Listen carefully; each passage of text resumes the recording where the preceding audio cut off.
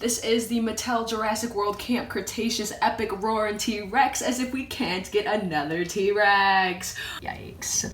A key difference between this T-Rex and the previous entries is that the sculpt is completely different with more defined details, and overall it looks better, I guess. One of the biggest problems I've noticed with this particular model is that the legs are extremely loose, which is very annoying and very unfortunate. So this is the T-Rex standing at its highest position, but all I do is like tap the just tap it a bit and it like just falls over, which it's not good. The legs need to be tighter, like the Carnotaurus, as well as Extreme Chomp. Do you see this? It just happened again. Also, something else to note is that this T-Rex takes AA batteries. That's right, 3 of them. I'm pretty sure this is the first Mattel dinosaur to actually take AA's. So now you can finally find batteries easily, unlike the LR44s, I'm pretty sure is what the other ones were. Random button cell batteries that you had to get on Amazon, or I don't even know. But you would hope that this would last longer than the other dinosaurs, because you would think that AA's have more juice than the button cells, but time will tell. And with that change, the speaker has not changed. It is still disgusting to look at. This is still not as unbearable as some of them. Cough cough, the Edmontosaurus, actually disgusting to look at. Oh, and while we're on the bottom, here is the scan code for your Jurassic World Facts app, and my hands can't stop shaking. Overall, I do really like the color choice they went with. They kept the bottom jaw the same color as the top, which they haven't done in any T-Rex model, and I like this shade of brown. It looks nice. The paint application looks nice for the main part until you get to the bottom of the tail and it cuts off abruptly. It's just like this clean cut between a dark brown and the base color. But apart from that, it looks great. Also, another nitpick about this is the arms are inaccurate. Okay, I don't know what is with this forward-facing wrist. This is inaccurate to Tyrannosaurs and a lot of dinosaurs, actually. They got it right with the bite and fight, where the 2 fingers should just ever so slightly be turned like inward and not facing forward. I don't know how they possibly reverted back to making this mistake, but that is something to note. And there is no ball hinge, so it's not like you can fix it or anything. It only swivels back and forth.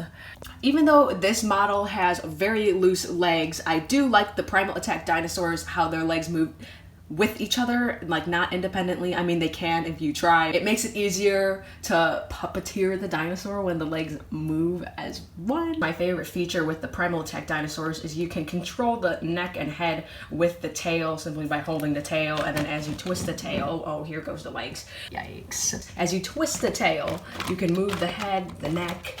This is a super cool feature, especially for if you make toy movies or like photography. You can move the head while not getting your hand in shot, like this. You don't want your hand to get in shot, and then you go like this. And then you can, with this one, you can do that. And then it shakes, which is kind of weird, but it is cool. Taking a look inside the mouth, this T-Rex has a separate tongue piece, and the tongue piece is rubber. Oh, it's very weird feeling. But it is a separate piece on its own hinge, and it's got like tongue textures and stuff, and then the top of the mouth is still like pink. I do like this T-Rex head sculpt. I think it looks good. Looks ever so slightly different than the other ones, but there's more detail packed into here, and the head's a bit elongated. What else do I need to cover here? As for articulation, the arms swivel. That's about it. The legs move together, and the head is a part of the action feature, so it's not really an articulation point as its own, but the jaw does open, both the top and bottom, like open when you put the button on the side. Comparison time! Alrighty, here is the Epic ROARIN T-Rex with the Bite and Fight T-Rex. I'm pretty sure I still have an unpopular opinion because the Bite and Fight T-Rex is still my favorite. Legs, do you see this? Yikes. This T-Rex's legs are gonna be the death of me. It cannot stand at this horizontal stance. This is like almost a Hasbro problem. Mattel, figure it out. I can sacrifice the not as detailed sculpt for how much I really like this T-Rex. I have a piece of cardboard in the jaw keeping it closed because this T-Rex sculpt looks so menacing with a closed mouth. And I do really like the browns used in this particular model. And the best part of this whole model is not only the ball hinged arms and the correct facing, what are these, talons, fingers? The correct facing ones that don't have like turned in wrists like this.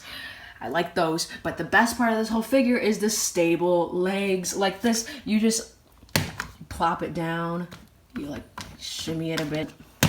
It doesn't fall. The legs are incredibly tight, but you could still move them. Don't fall over, please. Don't fall over. All right, this is the Epic ROARIN T-Rex and the Bite and Fight T-Rex. Length comparison, I'd say they are about the same length, I think. I don't know. They look to be about the same length. They stand differently.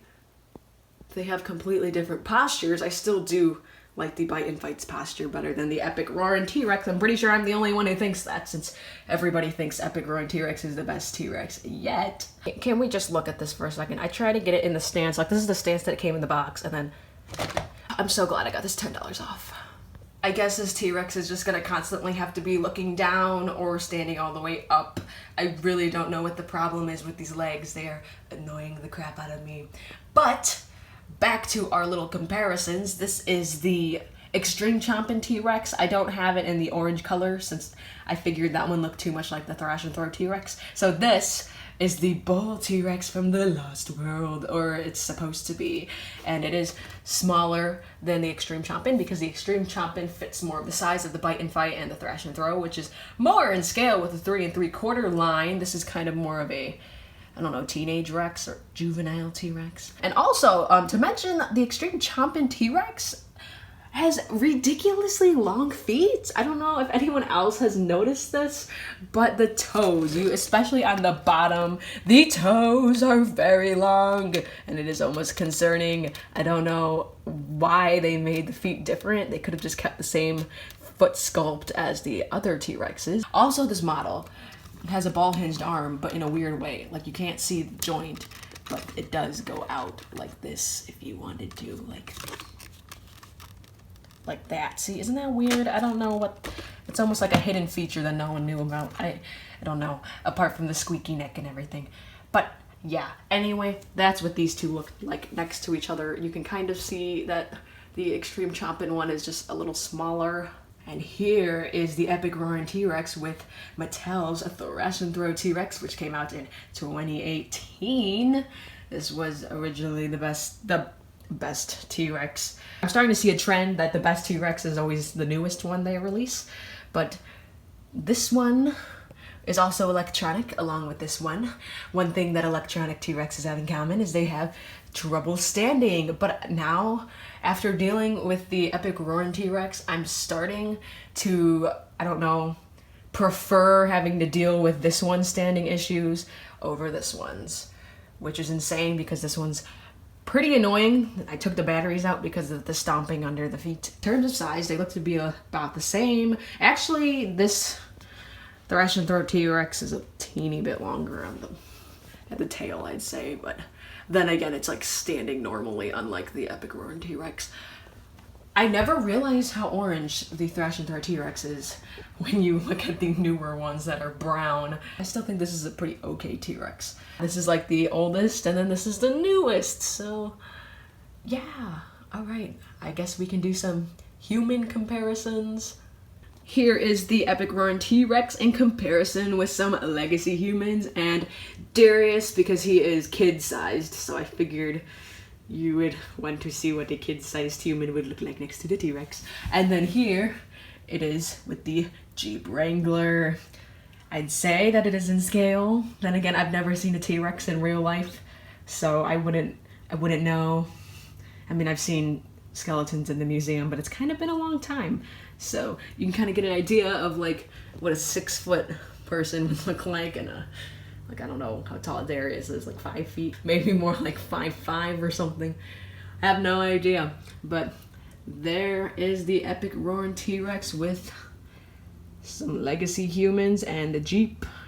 Here is the part of the video where I will just show you it in action, I guess.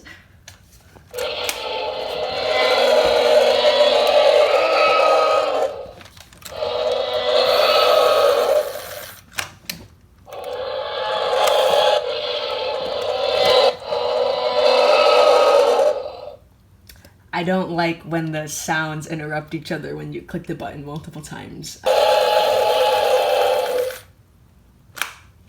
Yeah, that's that. It's fun, I guess, for a while. I still think the Indominus Rex is the most fun electronic dinosaur Mattel has made, but that is the epic ROARIN T-Rex. Is it gonna stand? I really don't think it's gonna stand. Nope, it's not. Well, yeah, that's very unfortunate. So, would I recommend picking this up? If you don't mind it standing like this, because it seems to be fine like that, then I think it's worth picking up. The action feature is kind of cool. I don't know how long that's gonna last, but it is kind of cool. It's fun to play with if you actually like playing with your toys. I'd pick it up just for the sculpt because it's amazing. Like, I will say that they did a very good job here, and the body's slightly bigger than the other ones, which is kind of cool.